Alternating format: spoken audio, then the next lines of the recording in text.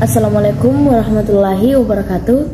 Perkenalkan, nama saya Sinta Sirumba, saya dari kelas D.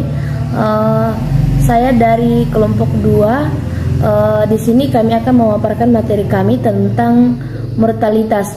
Untuk tidak membuang-buang waktu, saya persilakan rekan-rekan saya untuk segera menyampaikan materinya. Baik, di sini saya akan menjelaskan secara singkat definisi dari mortalitas, yang dimana mortalitas adalah suatu ukuran kematian rata-rata dari penduduk dalam suatu daerah atau wilayah tertentu. Secara sederhana, mortalitas merupakan jumlah kematian akibat penyakit tertentu maupun kematian alami. Jadi, mortalitas merupakan salah satu komponen penting dalam kependudukan. Nah, berbicara tentang kematian merupakan parameter demografi yang berfungsi mengurangi jumlah penduduk. Tinggi rendahnya tingkat kematian penduduk di suatu daerah mencerminkan kondisi kesehatan penduduk di suatu daerah. Macam-macam indikator mortalitas. Yang pertama, tingkat kematian kasar. Yang kedua, tingkat kematian bayi. Yang ketiga, tingkat kematian kas umur.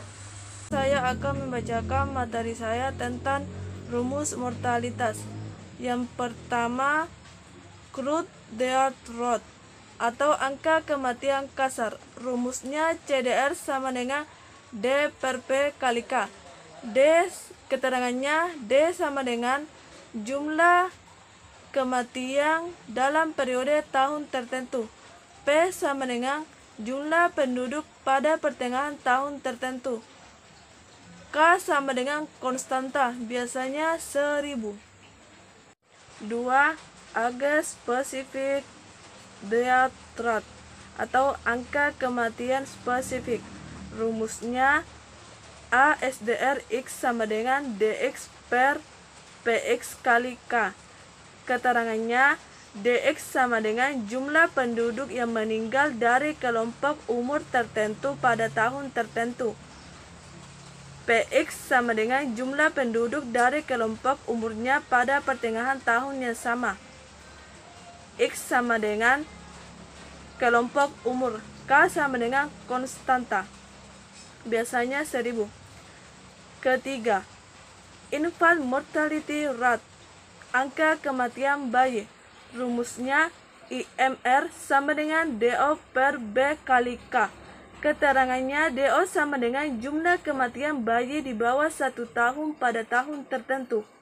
B sama dengan jumlah kelahiran hidup dalam tahun yang sama. K sama dengan konstanta, biasanya 1000. Contoh mortalitas ada 5. Yang pertama, harapan bayi tidak disertai orang tua. Yang kedua, faktor teknologi. Yang ketiga, kekurangan gizi. Yang keempat, gangguan pertumbuhan. Yang kelima, pencemaran lingkungan. Konsep mati. Menurut konsepnya, terdapat 3 keadaan vital yang masing-masing saling bersifat mutually inducive.